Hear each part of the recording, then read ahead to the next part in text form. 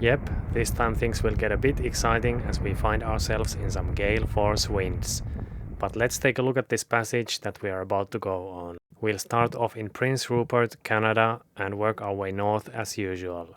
We'll check into USA in Ketchikan, and then we'll get a beating while sailing up the Chatham Strait to a real outpost town called Point Baker. From there, we'll ignore the warnings of numerous locals and go on to attempt the very sketchy and aptly named Rocky Pass. Good morning! It was worth the wait, I think. We've been here stuck now for several days, but today we are finally gonna be going. It's kind of slippery on the deck.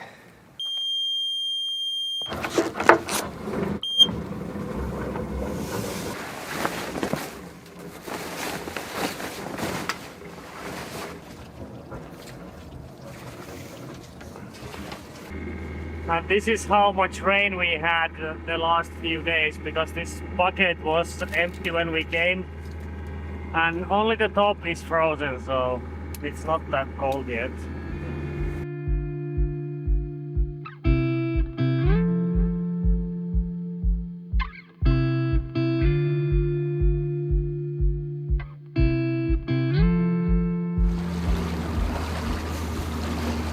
So now, before we get into the more open area, we have to go through this Metlakatla passage here. It's just this winding passage through the islands, and it's pretty well marked here, but the problem with this one is that there's a lot of turns, and it's very wide, but it's shallow on the side, so the channel is not that wide, and that's usually like the hardest type of passage like this. If it's very narrow but you have steep shores, then as long as you don't run into the shore, then you are fine. But here you really have to watch out a little bit so that you like don't stray off onto the side of the channel and then end up on the shallows over there.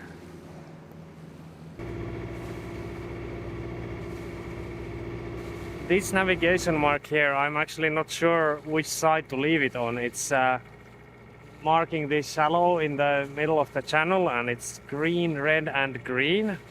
I'm just gonna leave it on the starboard side because I saw another boat do that as well. There was a small power boat came through here earlier. I'm just gonna go a little bit slower here. I think we have plenty of water here, but it's just a little bit confusing.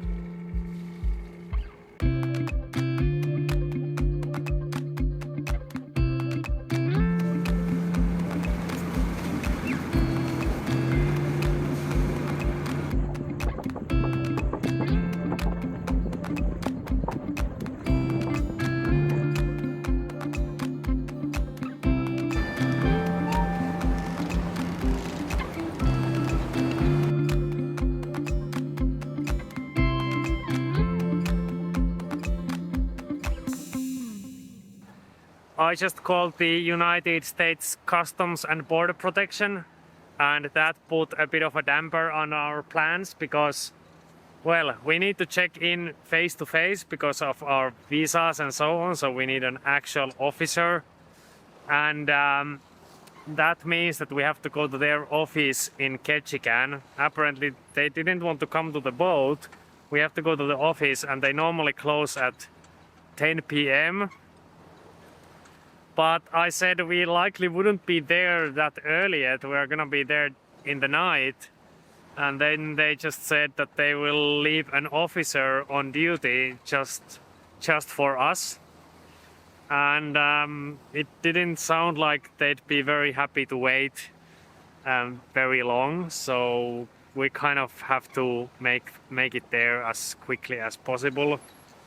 So that's why we are motor sailing right now.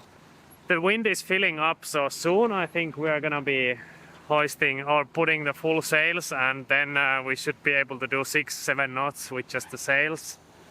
Sophie is napping inside, but I'm gonna go and wake her up soon because there is a really cool lighthouse coming up, and she loves lighthouses, so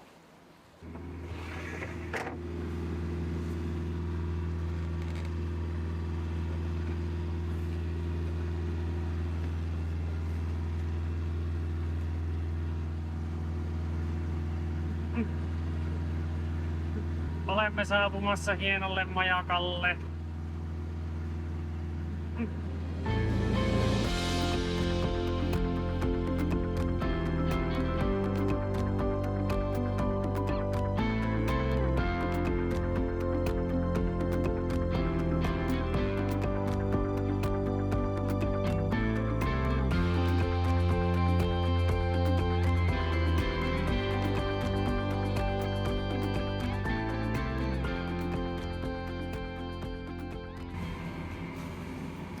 Olisikin ihan hieno. Näin tälleen ulkoisen muhapeituksen perusteella ehkä 4-5. Ei ihan 5/5, mutta aika hieno. With the next big low pressure coming in, the wind started picking up and Lumi sprang alive, bringing us closer to the border of United States and Alaska.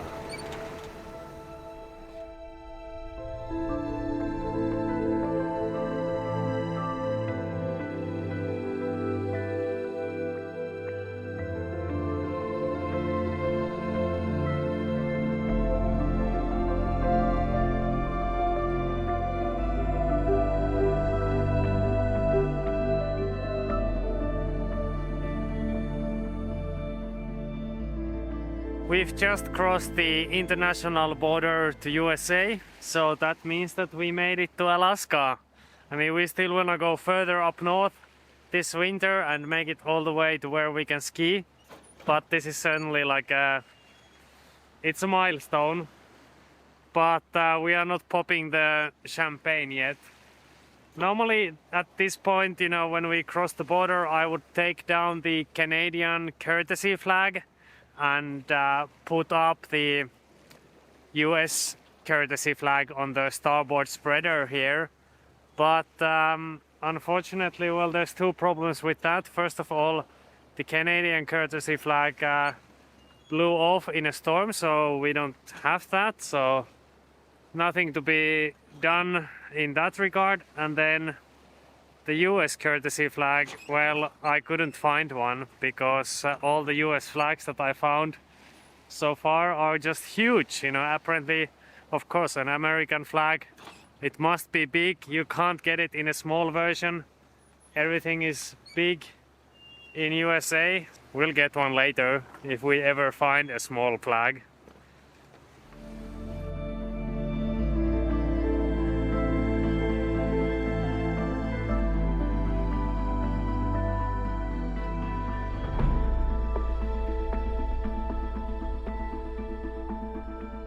Just as I thought that it's going to be a boring passage, that's when things got interesting. I went to take a nap and Sophie was out here and the wind picked up and she was kind of, yeah, should we maybe take a reef?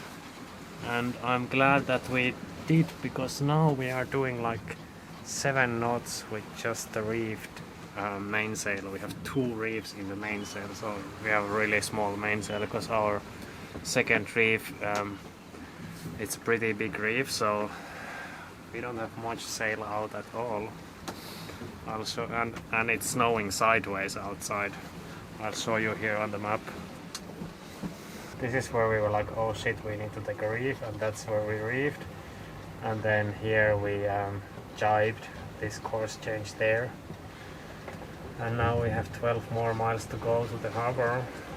I'm gonna show you outside as well. I'll just turn on the normal flashlight just for a second, just to give you a look.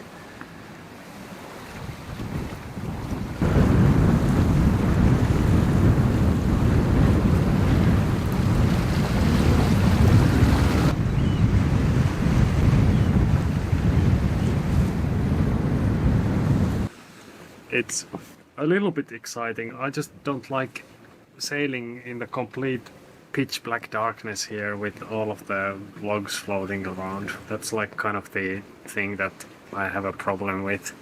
I know that the boat can take it, but you know, it's just uncomfortable knowing that there might be a big bang and you know, you hit something big. The other thing that's a little bit at least interesting in this kind of sailing is that because you're coastal sailing, The shore is always very close, but you can't see it, and you are just relying on your plotter and radar and navigation electronics pretty much. Thanks to Ray Marine, you know, I have my radar going and so on, and there's not much traffic here, so everything looks fine. Just keep to here where the water is white, and don't hit this stuff here. That's the shore and an island over there, and you'll be fine.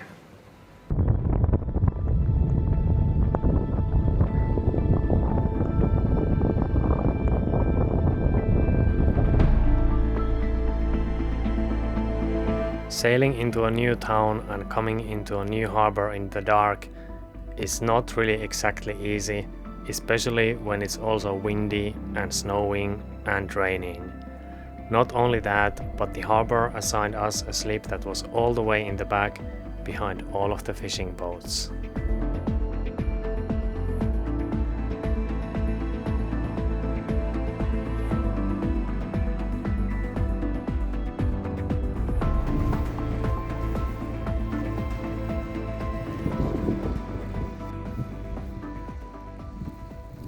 The next stop, US Customs and Border Protection. This is the ultimate obstacle.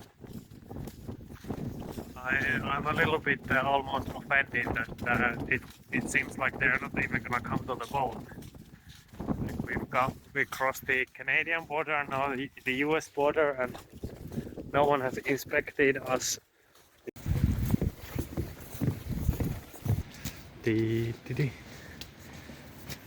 It's probably not wise to try and film in there, so I'll just tell you that we did get admitted into the country. But first, we had to promise that we'd put the 2 lemons that we brought from Canada into a sealed Ziploc bag, which we have to take out of the country the next time we go abroad. After successfully avoiding any bureaucratic trouble, the next day we got into actual trouble as we decided to cast off even though there was a gale warning. We were back in the relatively protected inner waters now, so surely we'd be fine, or that's at least what we thought. What could possibly go wrong?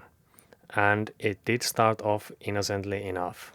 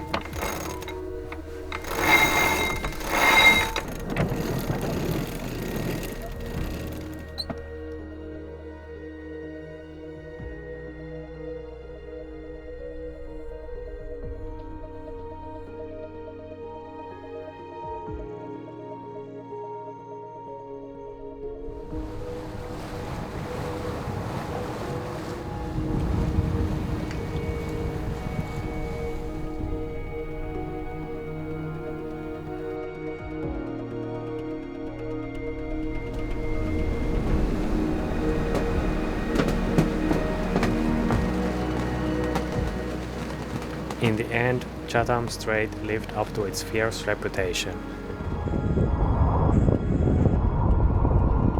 We had a lot of wind and there was almost 2 knots of current against us, so that kicked up some pretty steep and nasty waves. Several times we found ourselves surfing down the waves at over 10 knots.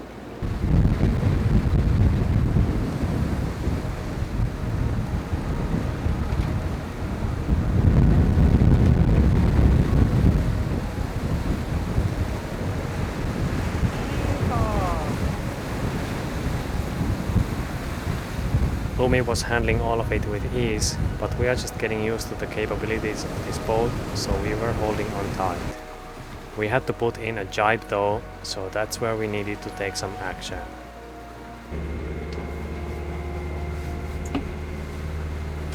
We are going to do a cruising jibe, an engine assisted jibe, so I'm going to bring the mainsail close to the center line and then jibe the boat, and I'm putting the engine on and gear forward so that we have like more speed and steering. That way we have less apparent wind and it's easier to easier for the autopilot to steer the boat.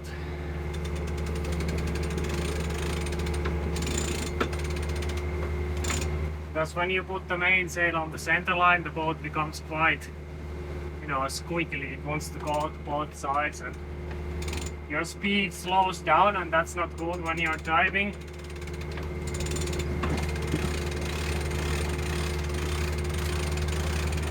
Sä voit tulla tähän, sä voit sitten ohjata tän tai päästä tätä puoletta kohta.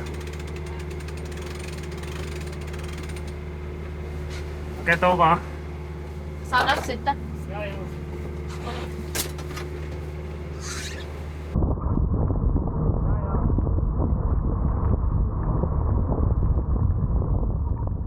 When you see what happens next, some of you are probably going to say that we should have sheeted in the mainsail more. But I don't really want to do it because it slows you down even further and it can make the boat too unstable when it's really windy like this. So then you are at a risk of broaching. Personally, I think it's better to try and go as fast as possible because that reduces the amount of apparent wind. So then when I go out to the cockpit, I turn the autopilot off and I try to wait for a big wave that allows us to surf down and gain some extra speed. This will further relieve the pressure on the mainsail. When I feel the time is right, I steer towards the jibe smoothly but decisively, and once I feel the jibe coming, I counter steer quickly.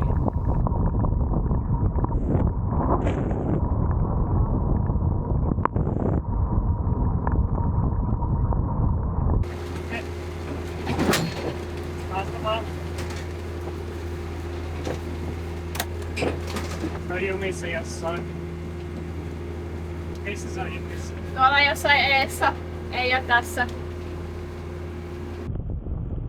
Of course, things don't go as planned, and here we find out that something broke and that our main sheet is stuck.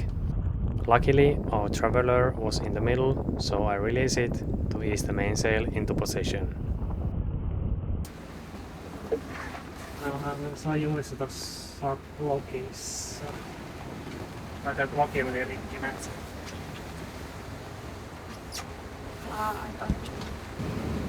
So it's that block broke.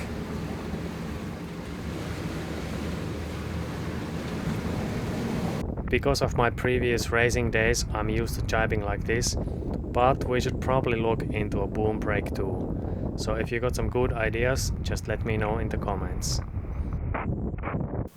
That was the end of that Harken block, and you can see that even the ball bearings themselves fell into pieces. You see these white small pieces here. Those used to be the ball bearings. So to be fair, these blocks, they had been sitting outside the whole time that the boat was up on the hard before we bought her. So the boat blocks were outside for 15 years and they've seen some sunlight. So, you know, I probably should have replaced these before already, but I actually did replace, or I actually ordered some replacement blocks, but they just didn't arrive. So we definitely need to replace like all of these blocks here. I mean, those are gonna be, we've pretty much replaced everything above the deck now already. It's good that they broke in this kind of a situation where, you know, nothing happened and so on. And I was kind of expecting something like this to happen anyway. You know, it's like the first few times when you take a boat like this into rougher weather, something is just going to break. That's just kind of how it is. And it doesn't even matter if all of your stuff is completely new, something is still going to break. You know, it happens on racing boats. I've spent a lot of time on racing boats, and also those, you know, just fresh boats. You take them out the first few times in rough weather and they are not set up properly and things are gonna break.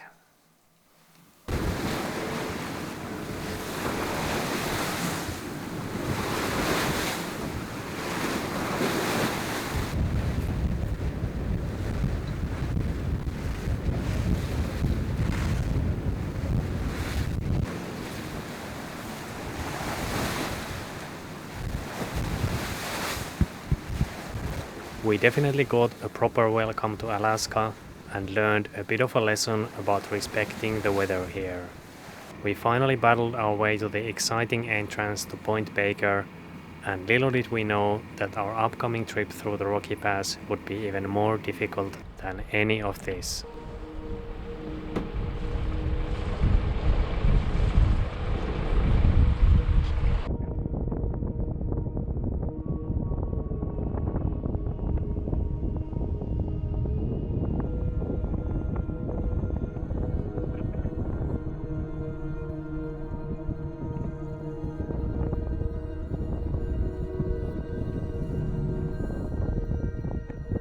Point Baker, this place looks quite a lot like I thought it would.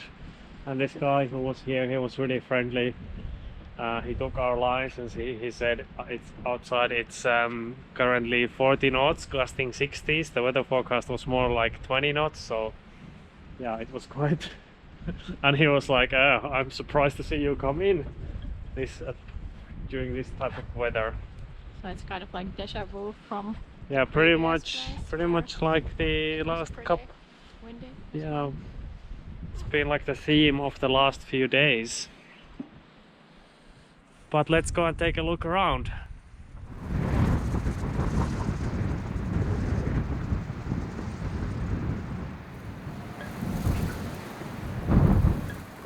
The entrance to the harbor looks kind of sketchy from here. It was a little bit sketchy, I guess. So that's the bar here. This one is closed. Then we have a float with some supplies. There's a few boats here.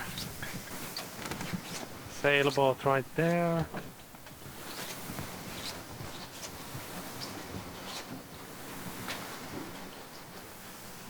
Community skiff work float, so you can work on your skiff here. Some of these boats here look pretty bad. Like this one here, I don't think this one's gonna go anywhere anymore. And here is the post office, I think. All of these buildings here are on separate floats. So that's the main dock on the left side, and then the buildings are on these floats. All of the communal buildings are floating and are located on the dock. We used the free government dock to go through some boat projects. Sophie modified some IKEA carpets to keep our feet warmer, and now that the days are getting longer, I installed a couple of solar panels.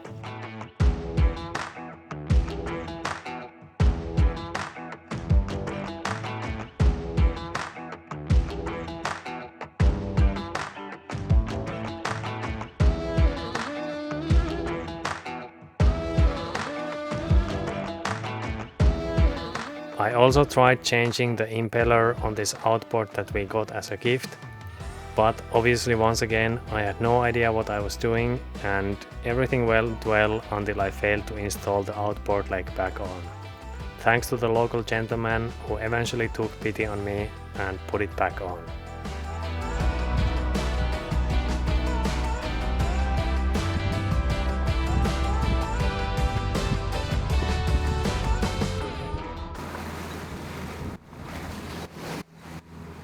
So we are leaving Point Baker here, and it's really crazy with the currents. On the port side you can see the sea is almost like boiling, and there's like currents against the wind. It's just the current is coming across or around the Point Baker, and it just looks like I don't know, it looks like it's boiling. It looks kind of crazy. And then it's interesting because it ends with like, it's almost like it's sliced with a knife. And then on this side where we are, we're just, like half a mile away. And here it's just normal wind waves. So we're just gonna keep here. We're gonna do like a slight loop to get around all of this crap. And then we can set sail and head towards the Rocky Pass. Let's take a closer look at Rocky Pass. It's a huge shortcut for us on our way north, so that's why we are taking it despite the pilot book and our guidebook calling it the #1 Southeast Alaska Navigational Challenge, and a risky venture that requires careful boat handling in small quarters. The actual challenging part is around 12 miles long, and the beginning doesn't look too bad, except for a couple unmarked rocks. This here is the Devil's Elbow, and it's where things start getting a bit interesting. As you can see, it's very shallow, and at low water, there's not even nearly enough water to go through. You really have to execute these turns well, because if you cut too early or if you overshoot, you're gonna end up on the shallows, which lurk just underneath the wide open water, so they are hard to spot. You can see that the shallows extend out from the markers too. So this is pretty much the passage. It continues and stays pretty interesting all the way until the end.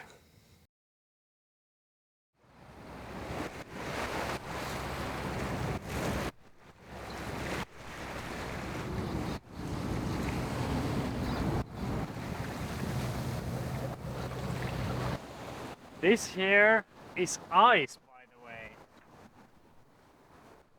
That is slippery as hell. I wasn't really expecting ice because it's sunny, but it's just so cold and the deck is so cold.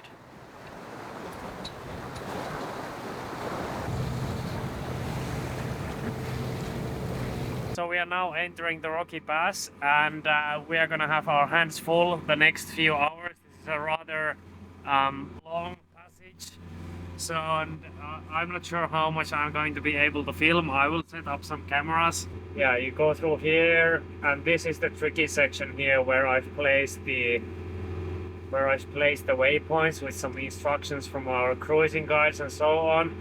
You have to go through here. And the problem is that it's very winding and narrow, but it's very open. You know, now at high water, all of this will be underwater. So it's not like you're going through some deep, narrow channel. It's more of like an open space where you still have to be making turns and avoiding rocks. So that's gonna be the problem. Then over here, it's more of like, it's still shallow, but here, you know, you are in kind of like this narrow channel with shores on both sides, or at least on one side, so it's a little bit easier.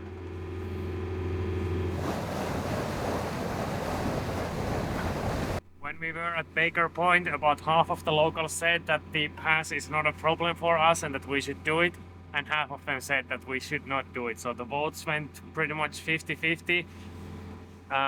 There was a local fisherman who told us that a few of the markers are missing right now, but those are supposed to be here in the beginning where it's not so difficult yet, but definitely something to be aware of. And I already saw one more marker that was leaning on its side, probably got caught by some debris or even ice. I've heard that sometimes ice comes through here if it's like really cold, and it can drag the markers, and of course the markers also get dragged by like tugs and stuff like that too if they run into them. So it's gonna get interesting.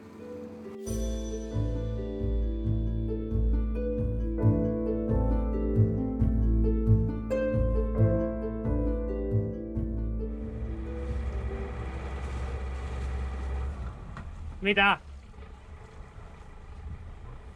Mikä? Ei, mutta se on liian kaukana. Tässä pitäisi... Vai onkohan se? En mä ihan varma. Voi se olla.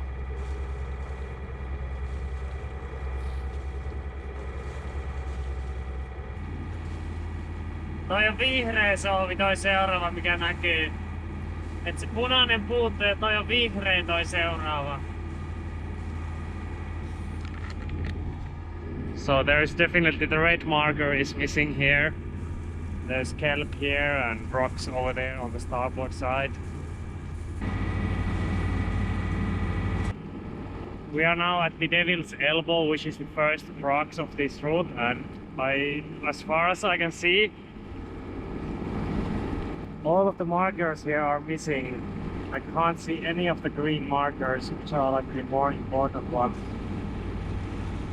So that's kind of shitty.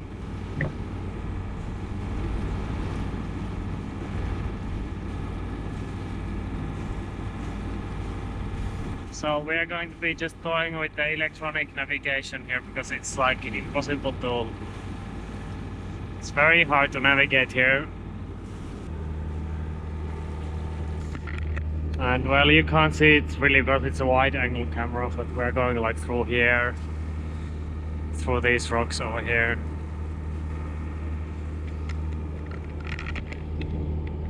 Niin nää puuttuu tästä kaikki nää. Nää vihreät puuttuu tästä. Ja se punainenkin puuttuu. Se punainenkin puuttuu.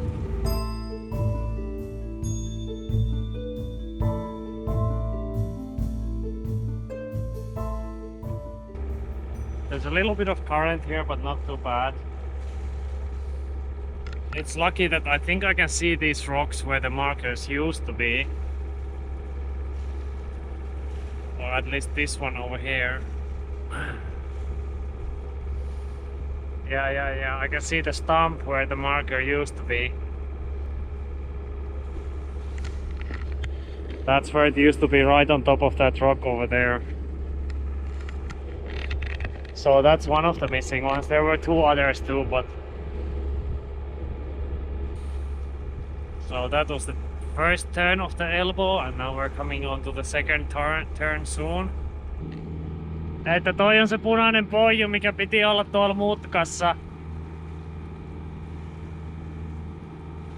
Yeah, that's the red buoy over there that was supposed to be... Well, you can't see it, the camera is so wide angle, but that was supposed to be like back there at the first turn. But now it's drifted over here, which could cause you a lot of confusion if you didn't like really kind of think about what's happening here.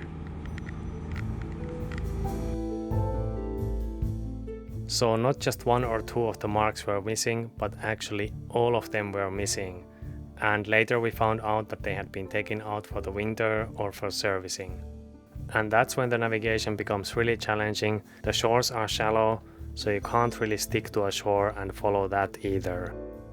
Navigating here is more like you're trying to pass 1/3 of the way between this rock and that island, and then you need to make a sharp turn towards the next island, while at the same time you try to avoid the shallows that are lurking just beneath the surface, like 50 meters to your port side, and so on.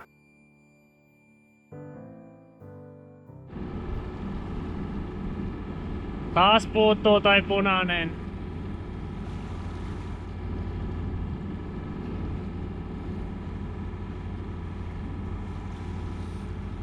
Tai se punainen on vaan toi tikun tynkä tossa kivellä. I guess at extreme high tides, something can get stuck on that, and then that's it.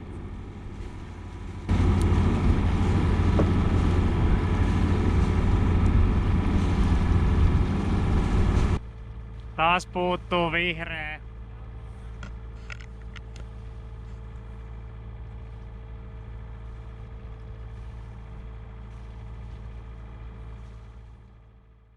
In this kind of situation, you'd like to go along just very slowly, but here that is not possible either, because if you are not through within a 2-hour period, the currents will ramp up and you are in trouble.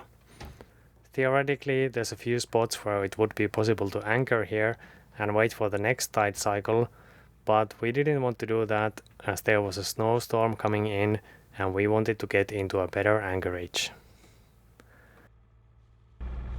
I don't understand the current here though. Like now the tide is ebbing already and we should have the current with us, but it's against us, and I don't know. Like I guess that's the part where they say that the currents here are unpredictable. I mean, this is better now anyway to have a little bit of current against us, so we have a little bit more steerage on the boat, but it's just kind of strange. Now here we already have like a decent amount of current actually, like 2 or 3 knots.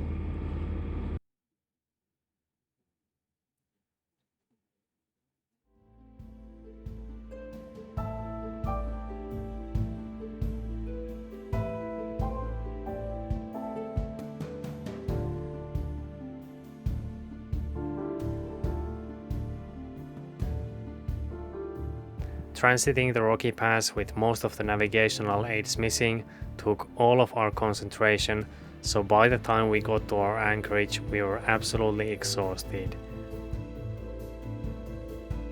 After a good night's sleep, we woke up to this. But more about that in the next video. I have some big news to finish this one off though. I don't know if these are good news or bad news necessarily, but just recently I received this letter into my email, and that means that I have been fired from my position as a translator and an editor. I worked as a freelance translator and editor, and this is from one of my biggest clients, and just recently they went through a merger, and in the process the translation department that I worked for got completely eradicated, so everyone basically got fired. I've worked in the translation industry now for over 10 years, mostly as a translator and an editor, translating from English into Finnish, but I've also done other language related jobs like copywriting and so on during that time. But I don't know, during that time the industry has gone through a lot of changes, and yeah, it's not so great for translators right now, but it has enabled this kind of life. I've been able to work from the boat for these last several years, and that's been like a really unique chance. But now when this happened, I kind of went through a deep thought process. It wasn't really much of a process, but I just kind of thought, hey, what are actually my skills? What am I really good at? And I'm a good translator and an editor and so on, but that's not really a unique skill set. If I think about what's actually unique about me or my skills, I think it would be something that has to do with sailing and skiing and video creation and environment and so on. So I have decided now to dabble more into that direction and become a full-time video creator, so to say. Or I haven't really thought up of a title for myself yet, but for now, let's say a video creator or whatever. That's a pretty big change, or really big change for me, because I've always kept the translation thing going on kind of in my back pocket, because yeah, YouTube is just not reliable at all for income. There's several reasons for that. I won't get into that too much, but that's not the only thing that I could do with sailing and so on. I have other things that I could get into as well, and I'm pretty positive about the future. There's a lot of opportunities, I think, for me, but I want to try the YouTube thing now. What does that mean then if you are watching these videos? Well, it actually doesn't mean that much. Not that much is going to change. I still will be releasing videos 2 or 3 times per month, always on Saturdays if I possibly can, and more often than that is just not possible for me right now because of the style of my videos. You might have noticed that a lot of my videos are they cover a time frame of several weeks, and then they condense that into just one video. That's just the style I've been going for, but I will try different kinds of videos as well. And if you have some good topics or some things that you really would like to see, then just write me a comment down below. I will read through all of them. So yeah, it's a big change for me, and it's kind of scary but also kind of exciting.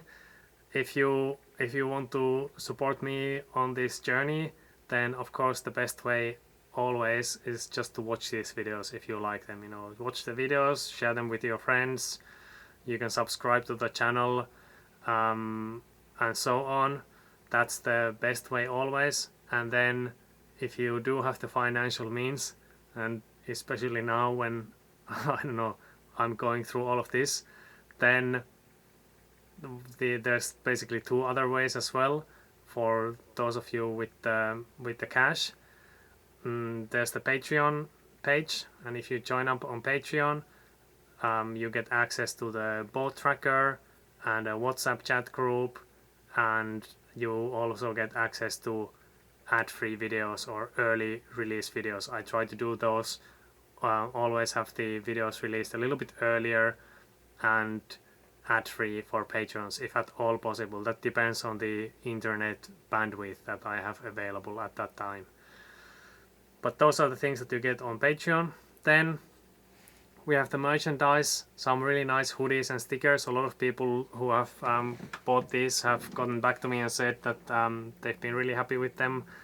They are like pretty good quality and they are made out of organic materials, and I really like the stickers as well. So you can check out the merchandise store. And what else? If you are wondering where Sohvi is, what's she doing in all of this? Well, if you didn't know yet, she works for the University of Helsinki full time. So unlike many other sailing YouTube couples, or however you want to call them, we don't really necessarily feel like we fall into that category or into any category at all. But unlike what most people seem to be doing, we have our own separate things that we do, and Sohvi is not like part of the video creation process really at all, other than sometimes just holding the camera randomly, like for a few seconds or a few minutes. So I shoot and edit the videos, and I make the thumbnails and upload them to YouTube, and like I do the whole process there, and she has her own job, and that works really well for us because that allows us both to have like our own thing to do even while we are living on the boat all the time, being together on the boat. That's just nice to have something to do for both of us on our own. So that's pretty much it. This whole thing, exploring this video creation opportunity or this thing, it's of course enabled by you, all of the viewers who have been watching these videos and who are watching these videos. Otherwise I wouldn't be able to even try something like this. So I know that I say this at the end of almost every video, but I really do mean it. Thank you for watching this one, and hopefully for watching the future ones as well. I'll see you all next time. Bye bye.